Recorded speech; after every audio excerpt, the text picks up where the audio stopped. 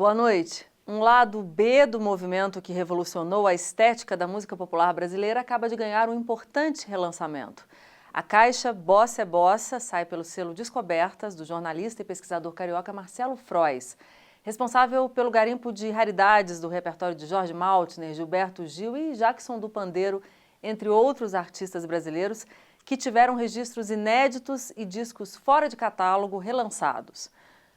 O mesmo acontece agora com duas raridades do repertório do músico mineiro Célio Balona, lançados pelo selo dos estúdios Bemol no início dos anos 1960, um dos pioneiros em gravação no Brasil.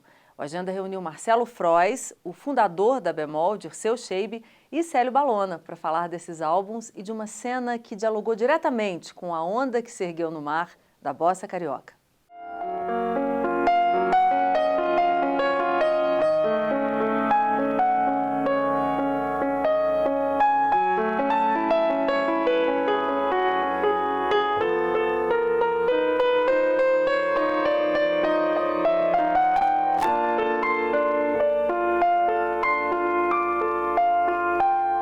Uma coisa interessante na história da Bossa Nova é que quando a Bossa Nova estourou em Nova York, no Carnegie Hall, diversos artistas foram embora. Walter Vanderlei, Sérgio Mendes, João Donato, diversos tecladistas. Embora do Brasil foram mesmo, embora do Brasil, foram lá nos Estados Unidos. E as boates de Copacabana, da Zona Sul, ficaram com músicos que eram considerados um lado B da história. Um deles era o Celso Murilo, que é mineiro de Baipendi, que morou no Rio nessa época e gravou diversos discos por outros selos. Ele também está nessa caixa. E o Balona também tem esses dois discos dele, que se enquadram bem nessa história. Eu fiz questão de colocar. E tem discos de um tecladista capixaba também. Mas os discos do Balona eram essenciais. Um repertório que tem músicas de Jobim, tem músicas do Pacífico Mascarenhas, tem músicas próprias dele, com a turma dele aqui de BH, enfim. Existia uma cena. Tanto que a história do Clube da Esquina passa por esses caras, assim. A gente tinha lançado o selo MGL. Conhecemos o Peruzzi, o Pisados Novos, tinha feito sucesso e tal. O Célio, que foi a São Paulo, né? Então, vamos montar uma gravadora. Mas a ideia era gravar um disco que ele tinha pronto lá, que seria uma sequência daquele... O Samba Visita Clássico. Samba Visita Clássico. Pegamos a orquestra inteira lá na gravou disco. Aí ele falou, não, mas tem mais o Xixa, tem um disco de orquestra também, de marcha rancho, e o Toninho Pelletier, porque como é que o vendedor vai sair com um disco? E realmente, aí então tá. Aí vendemos carro, empenhamos tudo nisso, né? E não sei se você se lembra, veio o coquetel de lançamento, né? Que chamou toda a imprensa mineira. Que legal, Minas agora tem uma gravadora, tem um selo, não sei o quê. Só que o André Carvalho tinha um programa à noite ali, foi no Ambas, a poucos metros da feira. Da feira de amostra. E a Rádio Confidência funcionava lá. O André Carvalho sai dali, chega lá no programa dele e desce o cacete. Que Minas Gravações é essa? 4 discos paulistas. Aí o sucesso aqui era Balona, né? Naquela época o conjunto nosso era a rapaziada nova, o Elvis Vilela, o Nivaldo Ornelas, o Celinho Trompete, né? Os melhores. Eram músicos que estavam... Eram os músicos novos de Belo Horizonte, porque as grandes orquestras tinham acabado. Fomos assistir uma apresentação do Sérgio Mendes no antigo Kart Club, que é hoje onde é o Belvedere. E a gente ouviu pela primeira vez ele tocando Garota de Ipanema. E o Elvis estava perto de mim. Eu falei, Elvis, essa música do Jobim aí, que loucura que é esse negócio. E a gente estava preparando o repertório para gravar o disco. Eu falei, essa aí nós temos que colocar no repertório.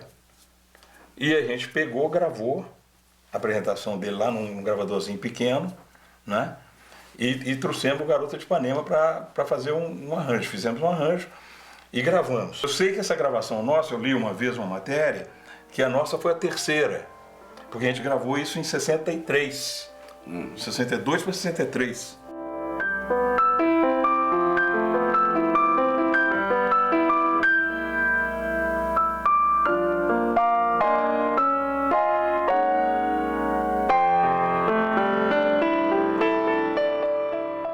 essa cena mineira da Bossa Nova, em que medida ela teve uma identidade própria?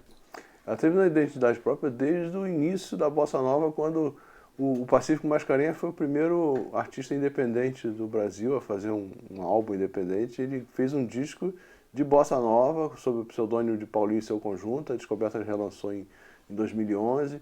E desde aquela época eu estava em contato com o Dirceu, aqui da Bemol, para resgatar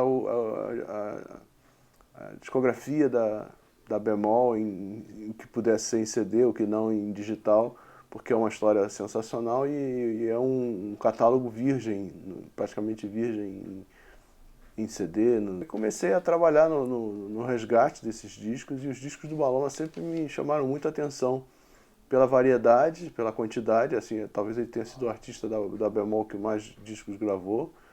E ele fez esses 2 discos assim, bem influenciados pela Bossa Nova. E o Rui Castro, que é a maior autoridade em Bossa Nova no Brasil, fez a nota de contracapa, justamente porque ele enxerga também essa coisa de que existia muita coisa rolando paralelamente nas outras capitais. Não era só Rio e São Paulo fazendo Bossa Nova e jazz.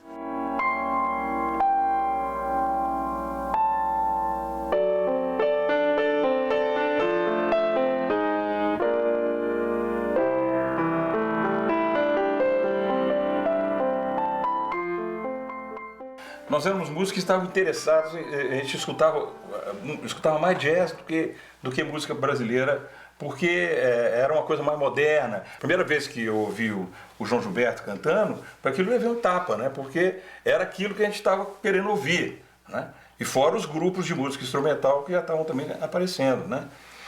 E aqui em Belo Horizonte começaram a ser feitos festivais de bossa nova e de jazz.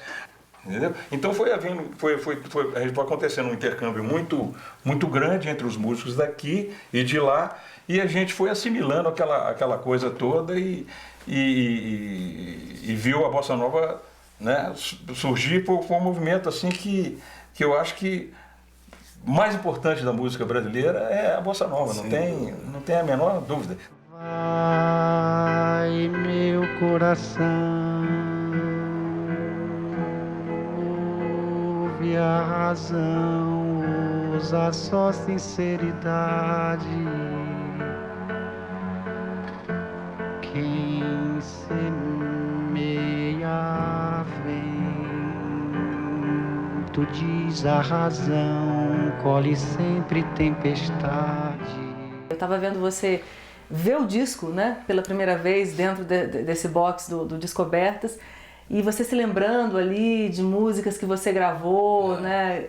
Como é que é esse sentimento de ver esses 2 discos lançados no início dos anos 1960, agora relançados em CD? Eu vou fazer uma pequena comparação. Eu acredito que é ver 2 filhos 50 anos depois. É uma forma de... Não como netos, como filhos, né? De reencontrá-los.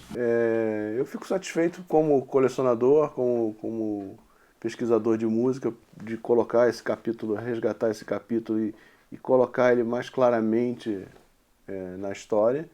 E, ao mesmo tempo, eu vejo que esses discos são todos muito cultuados e disputados, e as pessoas não têm acesso cada vez menos, com mais raros. É uma chance de perpetuar. Isso é muito importante, porque no momento que você fabrica 1000 unidades, você já tem 1000 cópias espalhadas pelo mundo. Isso aí já está garantido que é eterno. Esse disco agora não vai ser mais esquecido. Porque quando você grava, você faz um trabalho, você compõe uma música, você grava, quando ela sai, ela já não te pertence mais. Ela já é daqueles que vão escutar, daqueles que vão comprar, vão no show, vão ouvir, não é? E hoje a emoção que eu tive aqui foi essa, sabe? Quando você me mostrou, eu falei, eu não vi ainda. É como se abrisse a porta, entrasse 2 filhos meus ali e falasse assim, e aí pai, legal? Acho que foi isso.